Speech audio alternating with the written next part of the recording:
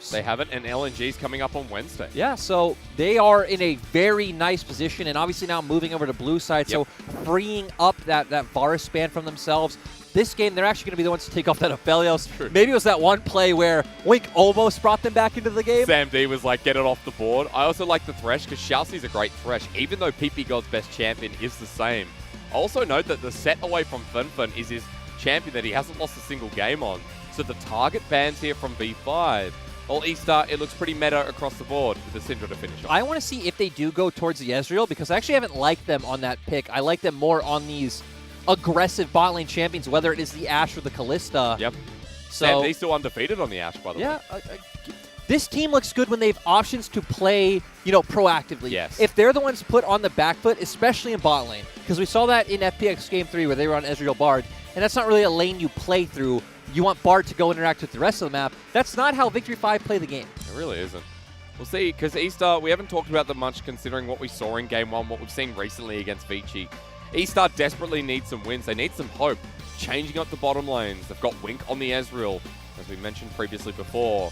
The Volley Bear still open if Wei wants to take it into the jungle, but he goes back to his favorite, the Graves this time, on his side. I think it's just a good takeaway from Wei especially, and of course both played. It's a strong pick in its own right, but adding in the fact that it is probably Wei's best champion is just a great takeaway. And once again, we're back to the Nunu. We're going to have to do some research after this lyric. We are. Find out what the Nunu's all about. Okay, they're just going to swap jungle matchups as well. Yeah, and I want to see where they go here. They have a tendency of blinding top when they are in a situation like this, and there isn't like a clear support you'd want to pick here, and blind picking Mole's role isn't exactly necessary, so... Or is it? I mean, when you did just have that game on the Zoe, I guess why not just throw it back to something like that? The TF makes a lot of sense. TF has always been a good answer into champions that want to play from a longer range because of the Destiny. It's obviously also a fine matchup into the Zoe itself. She doesn't have a lot of kill pressure on you as long as you don't get hit by the Sleepy Trouble bubble. At least it's a different form of the Galio, right? You can play TF in a different regard, even though you have similar global pressure. This is Funfun's first time playing it, though. Okay. So he has not played this champion all year long. What's next, sir? We already see the Renekton banned away. You talked about safe options for the top lane. It doesn't feel like Bubu is going to get that on again. No, I don't think eStar should ban it, though. Do not ban a champion that you yourselves play, especially when we've talked about they've only played 4 champions. So the Wukong now gone. We still have Ornn, Volibear, and Mordekaiser left open. And I think I would like to see them take... The Ornn would be nice because they have the Graves and they have a lot of DPS already, but the Volibear would also be really interesting, especially with how strong it is in the laning phase, that being supplemented by a Twisted Fate Destiny. They seem to be threatened by a Jace top, so running into what most commonly people have run Jace into means Ornn probably on the way, unless V5, Volibear or Ornn. I mean, Jace lanes well into pretty much everything. Actually, a lot of meta champions, I think, do fine in the Jace for the fact that you can just rush a Bramble Vest and then not much Jace can do. If V5, okay, so V5 do ban the Ornn here. Yeah, I'm expecting to see the Volley. Do you know anything that runs well into Volley now? We've seen him a little bit. He seems like he's done pretty okay into most matchups. So we've obviously seen the Gnar coming out from the Shy, and you can try to pick scaling like split pushers. So we've seen OMG go with the Fiora. Yeah. Jax is another one we've seen done globally. But that doesn't really fit V5's style to me. The Gnar would actually be quite well, especially with the team fight-oriented play that they like to go for. They're going to show it now because we still don't have a support for the side of Xiaoxi in a solo laner. You yourself could go for the Mordekaiser, actually, especially from the fact that eStar's comp looks like it'll have a really easy way of diving top. Volibear able to stop the turret and then coming in with Funfun's Destiny. So something that could dissuade that would be really good. On the weakest side of the map. Find out. Bubu had a pretty good game 1. He's gonna lock it in. He's gonna lock it in, Hysterics. I know. All right, Eddie. Got it. I am the what's it called? Like seer? Those people. Yeah. You said lock it in. Just remind me of Who Wants to Be a Millionaire with Eddie Maguire back in Australia. I'm sorry, this is the name's probably going wide. Hey, we are swapping over support matchups as well. Yeah. So eStar going to have a lot of global pressure, and I like it better than the Galio because now we can see them making aggressive moves, and obviously their comp signals they want to look towards the top side of the map. They also have a pretty good team fight, right? They have strong frontliners in Volibear plus Leona, so they have engaged there as well. Then they just have a ton of DPS and burst coming out from burst in the Graves, DPS in the Ezreal. So eStar's comp, I like it a lot more than last game. Okay. Run me through V5 because there's a difference with the Ornn taken out for something like the Mordekaiser, and we've got a different jungle and support. So they're going back to a similar vein of last game, right? It is still very much a pick comp of playing through the Ashe Arrow at level 6 or Sleepy Trouble Bubbles if you can get set up in terrain first. But its team fighting is much weaker than last game since, you know, you don't have that Ornn coming through as well. And the Leona also having kind of more innate tankiness than the Nautilus. It's interesting to see the change around of supports. At the very least, for PP God, his Nautilus has been pretty damn good. And that bottom lane before we saw in the 2 versus 2 lane, it didn't go too well until we got towards the mid-game in front of objectives. That big fight in Herald, and Sam D and PP God were on a very different vein in setting up the rest of their team. Yeah, and we want to see more out of them this game. Of course, Ashe should be able to push in the Ezreal because you can just spam volleys at the wave and, you know, have that pressure there. It's going to be hard at level 6 because whatever happens in the isolated lanes doesn't matter since the threat of Fun coming in is always there. The thing we need to keep our eyes on this game is what Wei can do on this Lee Sin early on, because last game it was Wei dictating the pace of the early game. And they fell behind, and then there was nothing he could do. Go into game 2 with a new mindset here. If eStar can pick up a win, we go the distance. If eStar pick up a win, their motivation, or at least, what would you call it? Their confidence would start coming back a bit, because right now 2 and 5, the mental boom has kind of hit the midway point of the split. I feel like you need more than a game win here, right? Because they've done a pretty good job of picking up game wins in series. True. They just need to be able to actually close out a series before some of that confidence can start coming back. Well, Colonel has gone through the wave. Ladies and gentlemen, sometimes the Colonel just hits like the fence and thinks, okay, I'll be safe here. It could go either way. Robo Colonel. Now, anything across the board you want to talk about? Because I want to mention there is a fleet footwork on Wei. You don't see it all the time. We normally see the phase rush, actually. Yeah, you're right. So going with this, yeah, it's actually just quite strange wanting to stay, you know, more healthy with his jungle clear, try to get through that with an easier time. But Graves obviously not really having any trouble with his clear in the jungle. Yep. Oh, GG. Nice Volibear skin, actually. I don't know what we're looking at, but we've got a 1 versus 1. And even health bars. Of course, Xiaobai does have a little bit more sustain if he can hit the second part of the Frenzied Maul in this lane. And they walk back top, spotted out that Wei is going to be going for the blue buff to kick this game off. And Wei, on similar vein towards his red, be pathing the same way. Yeah, and I want to see if Wei can find an avenue into either mid or bot early on. Of course, you will have some pressure there in mid lane if Molt can hit a Sleepy Trouble Bubble. You do have a lot of bursts, can force out Fun's flash and look for a repeat play. As well as the bot lane, we saw what happened when Xiaoxi hit a hook last game, so that option is always there as well. We talked about how Sam D can start spamming these volleys if he really wants to start trying to come out ahead in these trades. But they hit level 2 at the same time as Wink and Xiaoxi. Xiaoxi is at half health. Always heading on down. The volley works out well for Zenith Blade onto PP God. Aftershock going to help as his Knight comes on down. They lock on down PP God. End of the line with an auto attack. And V5's bottom lane is caught on out for first blood. The turnaround with Wei coming in. The Sonic Wave dodged by a Wink. Very nice. And eStar get out unscathed. And overall, that was just clever. Who would imagine that a Graves is coming into your lane for a level 2 game? This is obviously standard eStar from last split, but not the champion you would think of them doing it with, and you could see Sam D and PP God didn't expect it at all. Because they don't get that kill without the Graves damage that comes through end of the line. The auto attack only just connected from Wink, so really nicely played from eStar. That first blood nets them a 1k gold advantage and an early game that we're going to pause on because Mole has a chilling smite and an ignite. Trouble Bubble doesn't land, otherwise Fun might have had to burn something there. And that is one of the reasons why Zoe is such a silly champion, but... Ready? Doing this again. PP God comes back alive and dodges away from the hook. They turn onto Sam D. Wei onto the bottom lane in Wink. The turnaround is Zen's playing the flash over from Wink. He survives for now until he drops over to Wei. Xiaoxi out on the back end as well, burning down but survives while Wei dies to Wei. And somehow, some way, this game continues on through the bottom lane. And overall, sadly for all you believers out there, PP God's Nautilus, not as clean as Xiaoxi's Nautilus was, at least in laning phase last game. Fun also having to use his TP to cover this play, so eStar do give up a little bit, but coming out with a kill themselves, looking very good. Wink will pick up the rest of the mid-wave while he's here as well. Actually going to push this one out. So an early lead here for eStar that's maintained through the kill now going over to Wei.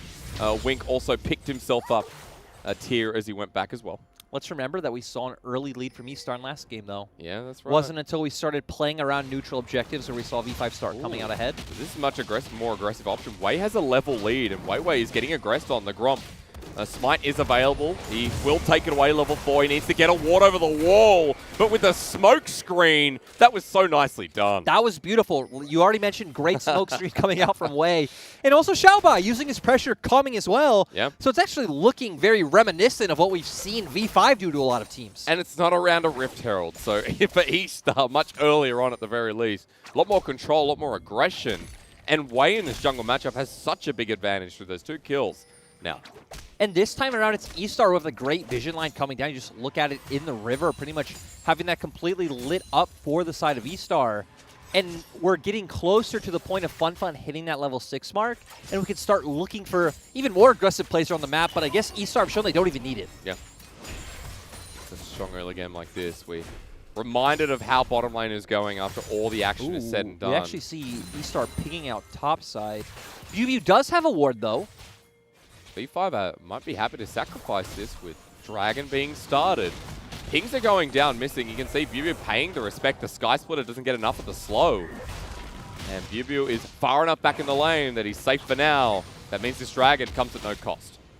Yeah, so overall, V5 just coming out with a nice win. Of course, Small has had, like, permanent priority in the mid lane, so V5 would probably be able to look for this objective regardless. Even their bot lane pushing as well. Now V5 looking for an aggressive play on bot, just making sure Wei can go for this counter jungle. Fun's only level 5. Destiny might not be needed, but could threaten something else towards the bottom lane. Going to be walking back to lane. But still, at the same time, right? So we see Mole with a level lead over Fun, but Wei having a level lead over Wei. That 12 level, not great.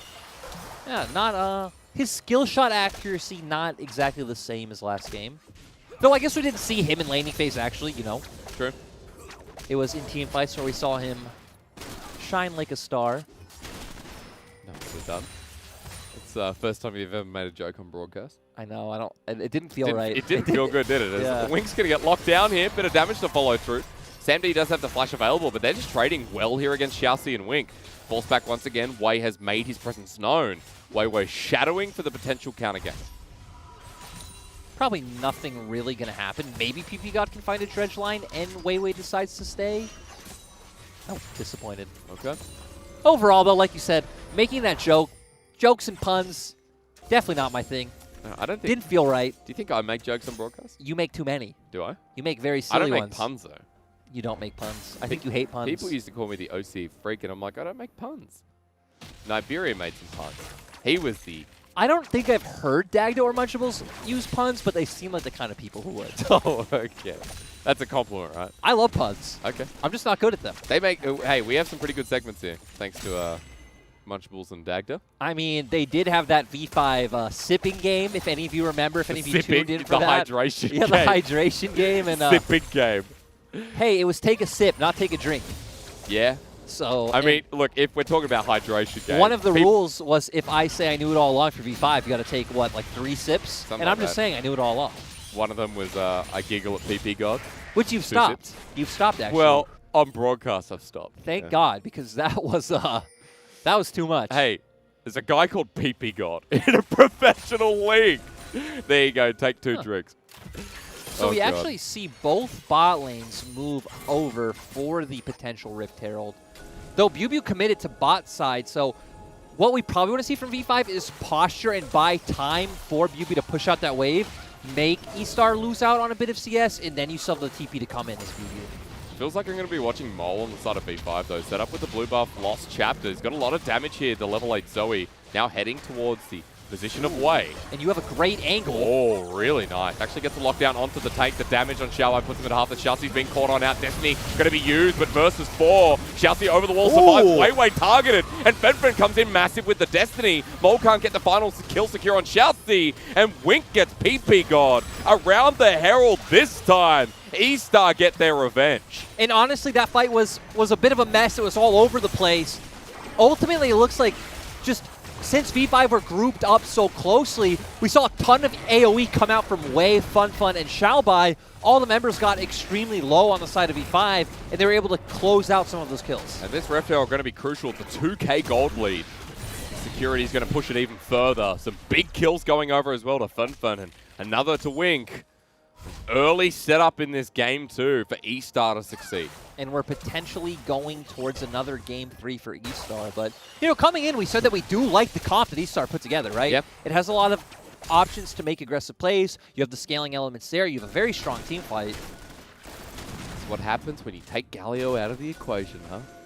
Yes, no more defensive Galios. Not here in the LPL, please. I think Galio's become like our LCK Lee Sin, right? Even though it facilitates a very different role. The thing is, we don't really see like things like Jarvans anymore. Yeah. So we don't see like, you know, the Jarvan Galio comps that obviously are very limited and have like small windows, but we're still very aggressive and worked with a lot of LPL teams. It's funny because I think eStar so far this split, they've run a Jarvan Galio at least in one of their series. I can't be specific on that, I apologize. But Or we don't even see things like a Wukong Galio, right? Yeah. Just aggressive Galio comps. We haven't been seeing those anymore. that's fun. Those are fun. I think FPX have pulled out one or two. And why do you watch LPL if not for fun? Yeah, why would you play defensive in a region that's about aggression, you know? Which obviously, I don't really like using generalized terms like defensive or aggressive that much, but it just does seem like the way of putting Galio in these comps where you do serve as more of a zoning tool. But point is, Galio's not in this game. Let's ignore the Galio. Let's talk about the TF. What do you reckon? Dragon's coming up. He doesn't have Destiny, but FunFun is in a very good position as PP God's going to start the engage. Weiwei's going to be spotted out here as well. Redemption coming down. PP God with a massive misstep now leaves Sam D out, who has Flash and Cleanse. Might have to use one of them as Wei going to be turned on. The rest of V5 show on up. FunFun came down here with TP. Collateral damage going to poke them out. It's a numbers disadvantage for V5. Something big's going to have to be done as Wei doesn't receive the Paddle Star. And Dragon going to be started by eStar. And that was really strange to me for the fact that all of V5 were already on the bottom side of the map to where Xiaobai was obviously still in top lane.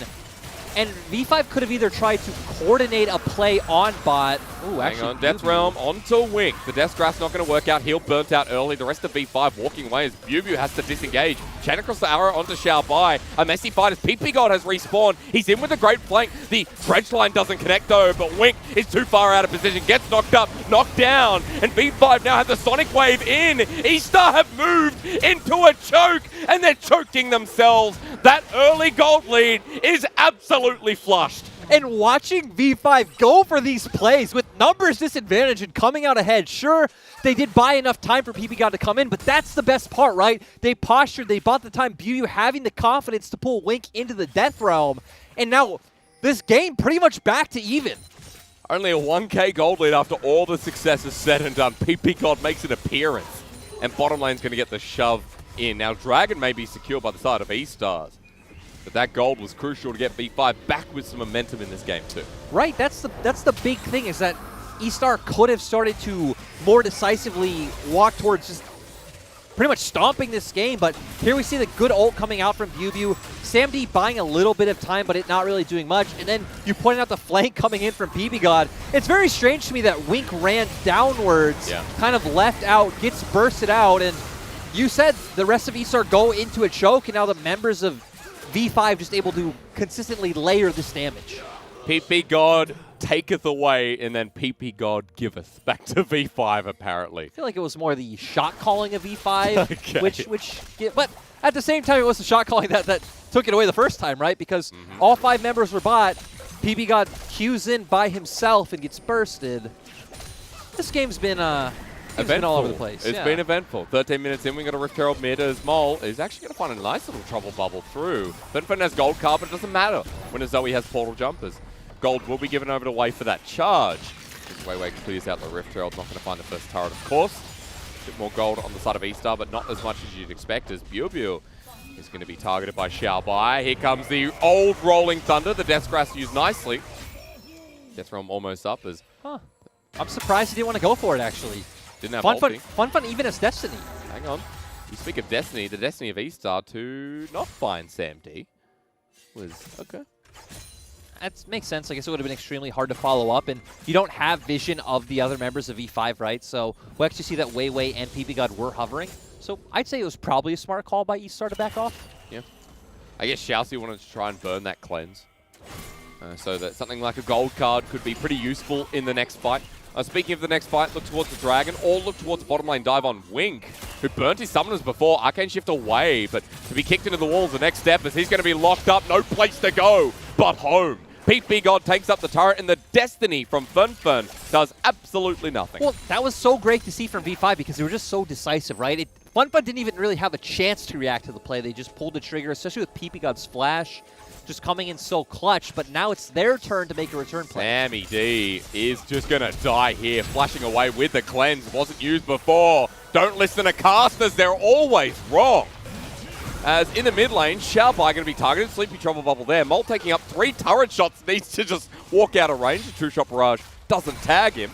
Xiaobai survives, and the turret survives with it, while Bew is having a great time top. Yeah, overall, I like eStar for trying to make that play on bot side, but they committed so much to it. And sure, you got summoners out from Sam D, but we saw them getting damage done in both mid and top. Also, Bew getting to collect free waves, free experience, now leading to a Rift Herald. Yeah. And this mid game for eStar, ever since that Dragon, it's not looked good. Because let's just go over the win conditions again while we see turrets getting pushed down by eStar as they roam mid, as we see the Herald in the trade-off. You talked a lot about how V5 are looking for pick, their ability to add pressure through some of this pick as well, and how Maud can survive the dive, etc., etc. We never saw it from the side of eStar. eStar, you're talking a lot about their front to back and how they can dive with the TF. So far, they've only found a couple of opportunities in this game to actually get momentum. Well, the funny thing is, right, we actually haven't seen them make an aggressive play with Destiny. Yeah. We've seen him trying to cover the bot lane play onto Wink, but other than that, not really setting anything up. It's largely been, at least since the mid portion of the game, V5 dictating the tempo. We head towards mid-game where gold was even for a bit. eStar managed to picking up some cans, pushing mid a bit more as well. But Dragon's up in 5 seconds. Mole has a redemption. Wink at half health. Mole doesn't need kills this time around as the Trouble Bubble lands. A re-engage here from PP God. Solar Flare to lock on down. He goes gold in the nick of time, but too far forward is Weiwei, who gets collapsed upon. An eStar take the gold lead back when V5 are overconfident. Yeah, that was just way too much from V5. You can see the idea of how this is supposed to work, right? Mole chipping them down little by little, and eventually it giving them a good angle to coordinate and engage together. Chunking just one member out, you don't know where the others are. You yourselves aren't all together as a team.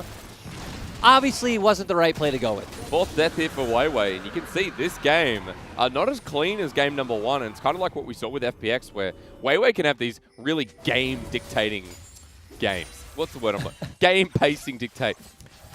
Game-deciding moments? Yeah, look. I don't know. Game-dictating games? We'll watch this game-dictating game again.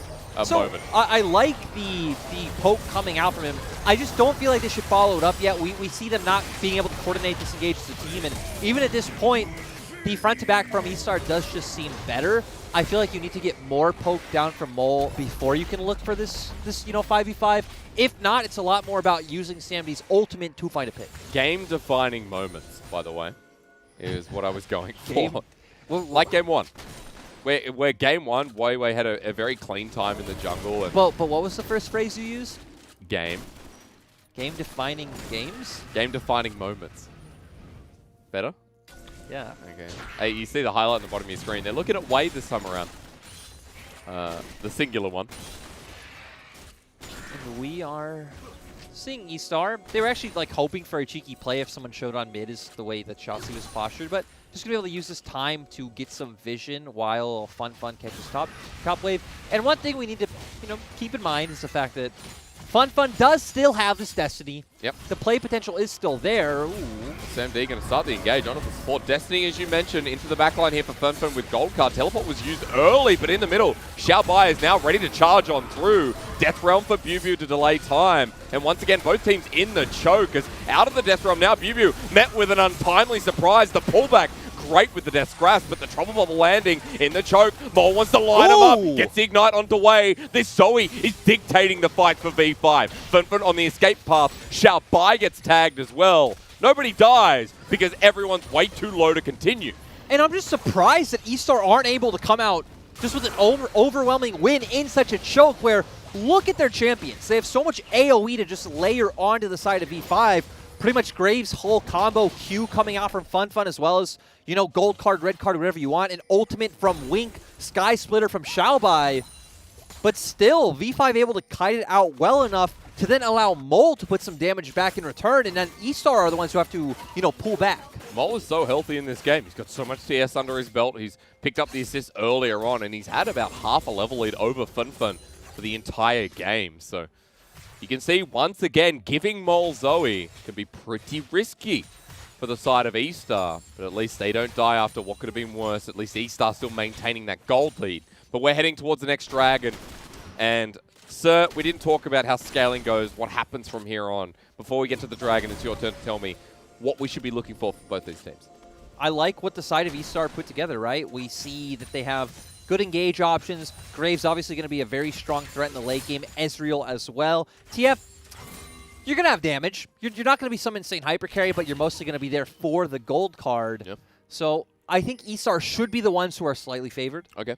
But the thing is, we've seen so many of these fights go the way of where Mole is just landing these massive paddle stars from Fog of War. Someone on the side of eStar gets chunked, and we don't see this straight-up team fight where people are coming in on equal ground. If I've been able to abuse the mistakes this game, they've been making some themselves, though, so it's going to be a big old question mark as we move forward. A minute 15 till that next Dragon. Of course, Baron is sitting up there and has spawned, with eStar controlling the pit for now. One player I really want to highlight for the side of eStar is Wei, and that's why we highlighted junglers coming in, because they felt like really the players... As Wei is the player who could be called out. Destiny used aggressively. The pick potential enabled. Pick a card, he says, as Xiaoxi flashes forward. A mistake in front of Baron, in front of the Dragon spawning, is big. Yeah, they're also going to be able to secure this turret as well. Surprisingly, eStar aren't willing to look for it. They did have to blow a lot of ultimates for that play, and it was kind of strange because maybe a bit of caster curse where I praise Wei. He then misses his Q onto Wei, even though he was obviously locked down by Xiaoxi. Still, they had enough members there to secure the kill. And 10-6, still a 2K gold lead. Gonna have good setup for this Dragon with the fact that Wei's still down. Good to see him going into the Night's Vow after the rough early game here for Wei in game 2. One thing we need to highlight, though, is the fact that there are some ultimates down the side of eStar. True. If V5 are able to get a fight in their favor right now. Xiaoxi, no ultimate. Wei's might come up in time. And, I mean, Funfun doesn't really need Destiny for a straight-up 5v5, so... But I think on that note, Xiaoxi's ultimate is big. Oh, Very big for eStar. As Mole's being caught out, he flashes back, but everyone's on him. Gold card from Funfun. True shot barrage. Ooh. That'll put him out of the fight in front of the Dragon. Spawning, Xiao Bai has them in a choke with the Sky Splitter you mentioned. PP Gold, the target, collateral damage. Doesn't connect onto Mole with Funfun with the gold card ready. Sam D behind slows them down, but eStar have done the damage. They've added the pressure. The Dragon's theirs. Yeah, just good play coming out from eStar. Finding that potential pick onto Mole was massive. It actually doesn't even matter that you killed him.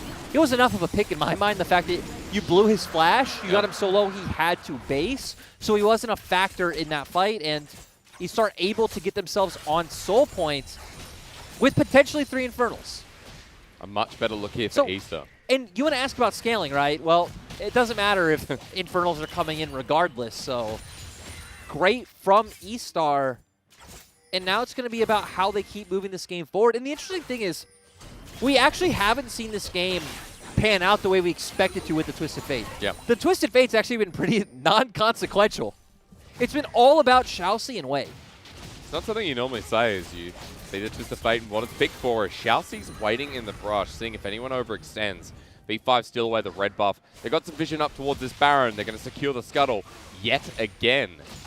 This will keep Baron safe for now.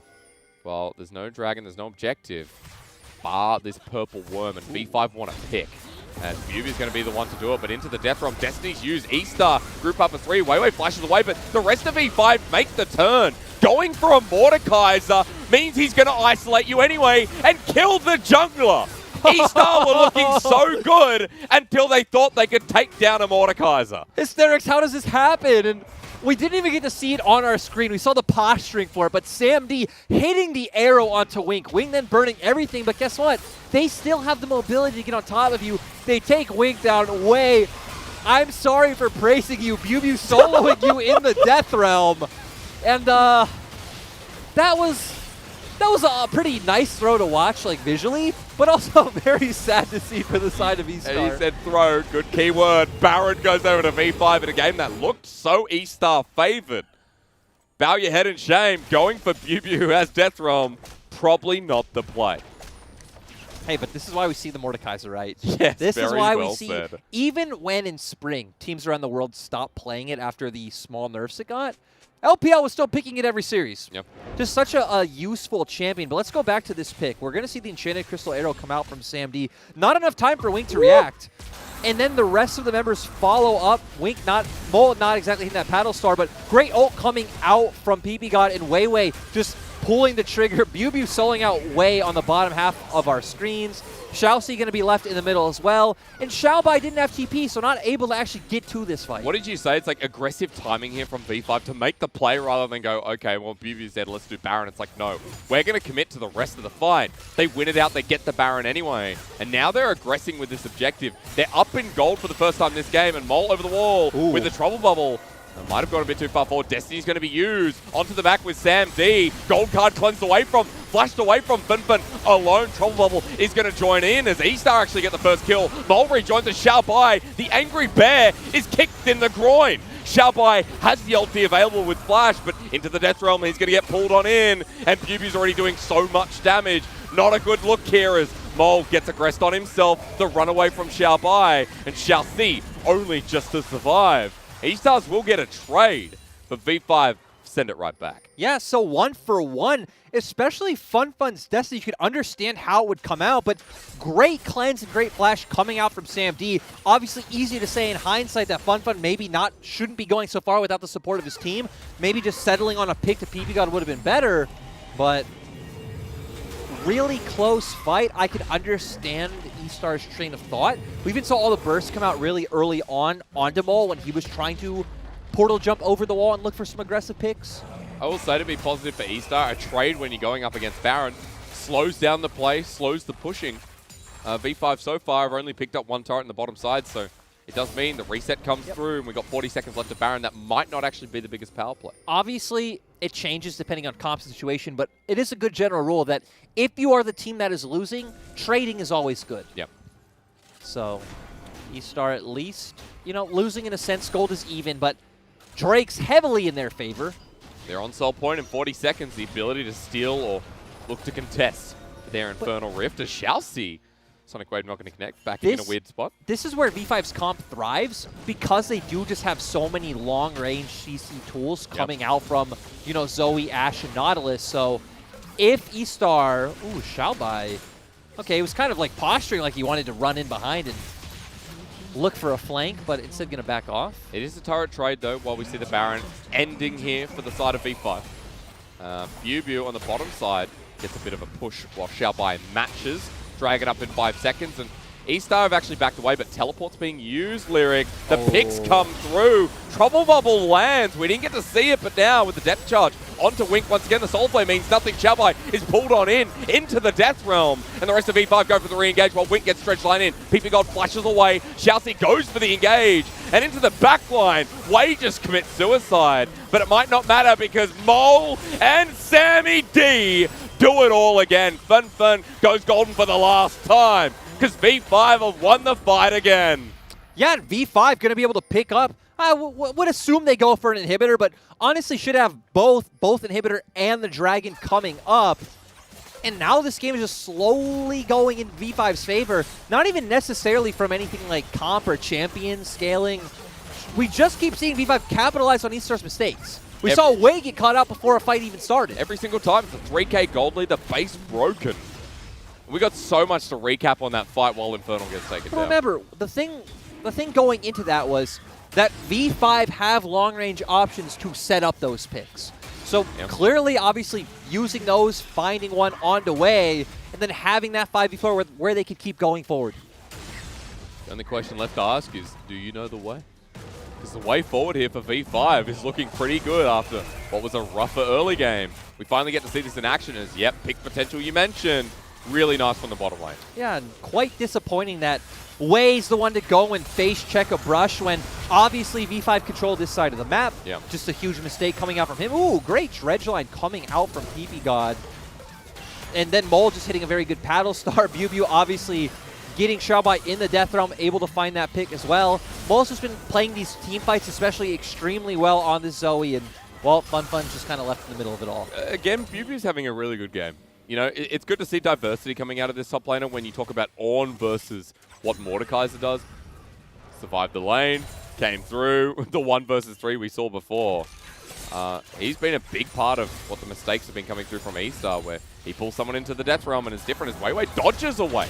This time the Zenith Blade does connect. Mole over the wall, the gold card lands, but he's under the turret. Weiwei gets away and eStars are in a choke with so much damage. A triple knockup comes through, and into the Death Realm goes Wink as Xiaobai into the Lee Sin. But eStar have just been compressed into Patty. Xiaobai is going to die here, and you know what that means with a double going over to Mole. eStar's base exposed. That could be it. Yeah, and that's so massive. Great team fighting coming out from V5. We see the Destiny not able to really be utilized in a good way anymore at this time, and V5 going to move up to 6-2. From the team that finished 0-17, I said this last time, when they beat RNG, it goes beyond a meme. V5 have shown and outclassed eStar. They will move back up to 2nd, maintain their form, and are getting ever so close to versing top eSports. They better be ready, because V5 are coming. Yeah, overall just great to see from V5. We had a really nice, clean stomp in Game 1. And in Game 2, they fall behind, but are able to prey on eStar's mistakes to find a way to come back in. This team's going to Worlds, Lyric. This team's going to Worlds. You know, I don't make bold statements. Yes, you do. But still, I love to see this. I love watching this team play. I love the fact that any member is able to step up. We do still see some individual micro mistakes. Yes. But that's what's exciting to me about them. There's no big overall glaring issue like, oh, this team's, Drake setups are bad, or this team plays through side lanes wrong, or their reset timings. We'll see PP God going for an engage when he probably shouldn't. Sure. Shot calling errors like that. Maybe they mistrack the enemy jungle and they've seen him on Krugs and they should be resetting a wave. Things along this line which are expected for newer players or even less experienced players, coming into the league. Because the biggest issue with this team would be coordination, synergy, shot calling, of the basic stuff, right? Yeah, but that's actually the surprising thing is most of the time that's their best part, right? Their shot calling is extremely on point. Let's remember, teams in the future, they'll need to ban Ashe from SAMD. 5-0 with the champion. And it just kind of goes to show you how crucial it is for setting up these plays. How some of the biggest picks came off SAMD onto Wink, onto Way we saw in the game. And even though PP God was 0-6, 0-7, he's still a thought after the Ashe, which helps set up for the victory. I feel like Ashe and LPL is just such a good champion for the fact that our league is messier. We are more willing to... we're not always going to wait for the member who should go and, check vision and stuff like this. You're going to find a lot of opportunities to use that Enchanted Crystal Arrow and come out with an easy pick. So I just love to see more teams prioritize the Ashe overall. Well, sir, V5 just 2-0 at eStar. And the reality of that eStar, we'll do a bit of a sign-off on them, as I like doing, because 2-6 now is a real issue. They've played over half their games of the split. And 2-6 for a playoff team that, even though they're out in round 1 in spring, they're still meant to be a top 8 team. They have not performed like one. And let's remember, it's not like they've had an extremely hard schedule. It has been very mixed. They've played some easier teams and some of the top teams, and their schedule coming up is actually going to be a pretty good test. DMO, that was their 2-0. BLG 1-2, lost to them. LNG, they picked up a win. Vici recently. And obviously they're going to play Suning and IG coming up with their next 2 series. So both teams on the upper half of the table. And, everyone watching this game expected this gold graph to come through. Mole, once again, dealing a great amount of damage. SAMD coming in clutch. He actually hit the 3-item mark before Wink did, and that's why we started to see them come out ahead in these team fights. And even BuBu having a really good game once the members of eStar kept trying to catch him out. He'd be like, okay, let's go 1v1 me, bro, and he'd always win. The rest of V5 were there to back him up afterwards. Weiwei had a bit of a rougher game as well alongside PP God, but it was about what happened in those mid-game fights. The gold disparity didn't really mean anything as soon as V5 found you. Also, they do have one very memorable play, the two of them, which was after SamD hit the Enchanted Crystal Arrow, both of them flashing forward. You know, PP God hitting his ultimate, Weiwei hitting the Sonic Wave and following in with the ultimate as well. So, you know, if you can hit the clutch play and come out to win, that's really all that matters. That's important. And if you talk about V5 fixing things up towards some of the top teams, because remember, top esports we've been harping on about is in 8 days for them. Then IG the week after. Although we'll get a bit of a break after versing top esports, which is kind of nice. Then for V5, that's their next goal. Because everything else looks fine. It's just about getting the cleanliness of play ready for a top team. You know what's actually hilarious when you say that's their next goal? If anyone remembers, coming into the split, after V5 2-0 DMO on their first series, Mol got asked in an interview, hey, so what's your expectation for this? What's your goal? He said, I just want to win a few games. So he's definitely met his goal. He wasn't aiming that high, and now it's just exciting to see. You know, it makes you wonder if you showed him that back, what his thoughts would be. And if you ask him now as well, his answer, I'm sure, would be very different. Oh, I'm sure they're probably aiming to win it all. Or at the very least, they're definitely aiming to go to Worlds. But, you know, they might say, hey, you know, by the time we hit playoffs, we're going to take down top esports. Because, again, memes aside and me saying V5 are going to Worlds, if they can play like they did against RNG and what we saw here today, especially Game 1, and the Game 1 against FPX, that's a V5 that is a top team for sure. And the thing I'll say is, honestly, there are teams who if they were playing, you know, their best, if like the individual skill of some rosters was realized, probably would go to Worlds over E5, obviously. I think we look at teams like maybe RNG, maybe EDG, things along these lines that should be better than V5. But they're not playing better than V5. V5's shot calling and teamwork is absolutely amazing, and it's bolstering their individual skill. And then we have performances like we saw from Mole in this series or Weiwei in previous series where it's like, hey, these guys can inch their way into that top 4 slot. Can be that top 3 jungle position for Weiwei, for example, is what we've seen. I'm looking towards MVP in this game. There's a slight feeling that it'll go towards BuBu, just as a thought. I think it's probably BuBu or SamD because, again, this game was based obviously on eStar making mistakes. We also, even early game when they got their advantage, it was never around the Twisted Fate like we expected. But SamD hit the crucial arrows, and BuBu just had a lot of the memorable, like, intense, manly moments of, you know, fighting in the death realm and coming out ahead. He had more of an influence than Xiaobai did on the Volibear. I mean, the Volibear had 1 or 2 good ultimates, but either pulled into the death realm or Xiaobai didn't pull the trigger a lot on his ultimates. Even in that choke top side around blue buff, one of the big fights that never led to a kill, Xiaobai held onto the ulti and was never ready to pull the trigger. We also saw he wasn't in position for a lot of the fights. And again, whether you want to put that on him or his team, you know, it could go either way. But especially the one where Wink did get caught by the arrow, and then we saw Wei go for the pick on the Mordekaiser, get pulled in the death realm. Xiaobai wasn't even there. Yeah. So, you know, sad to see such a quiet performance from him, but... Well, eStar's a quiet performance overall after getting 2-0'd by V5 and by SamD, who, yeah, you were right. You know, well done. SamD from the get-go was someone who, you know, shouldn't be given Ash, but also set up quite a lot of plays for V5. Yep, obviously eStar a bit indecisive here, but we see the Enchanted Crystal Arrow coming out, buying time. We see SamD spamming these volleys, just maximizing his DPS, always throwing out autos when he could. And when eStar get into the choke here, he just keeps walking forward and secures a lot of the kills for his team. Like that, he doesn't use Project Dash either, Lyric. Do you know what skin that is? No, I do not. I think is it the Celestial one? All I know it's one a lot of the pros use. You're a coach. You don't talk about skins, do you? No, we don't. But we do talk about Enchanted Crystal Arrows. And Fun went in, thought he could find something. SamD, great cleanse, great flash, ends up coming back with it. And this one was probably the most crucial one, finding this pick on the way, and then securing the Dragon and mid inhibitor for the side of E5. Another key point alongside SamD, I mean, Mole had another good game you mentioned before. Game 1, it was all the carry performance. This time around, very much the supportive and damage aspect, where he was such a nuisance. He was just eStar. Like a silent killer, right? I think he topped the damage graph when we saw it, and maybe I was wrong. Maybe it was Ash, but they were both extremely close in terms of damage, both of them stepping up, and good to see SamD come in, steal Y4's pose, steal his job. Sorry, Y4, I am a big fan, but Not anymore. Sam D, the man making miracles. Sam D from Game 2 and 3 of FPX, where he was constantly caught out on his Ezreal. Good to see him back on the Ashe and performing so damn well again. Well, let's remember that despite the fact that I think him and PB God probably have the highest highs, like the big breakout moments, they're also the ones that tend to get caught out on this team. Yes. So they are the coin flip aspect of this team, but it also goes back to that they are willing to look for aggressive plays, right? So they're going to put themselves in harm's way for the potential of coming out ahead. Look at the bar and where we set it for V5, because at this point, if Sam D and PP God hit that high, then they look like a pretty good team. V5, 6 and 2, and are actually up there with top eSports, and can't wait to see their next match against LNG, and if that continues.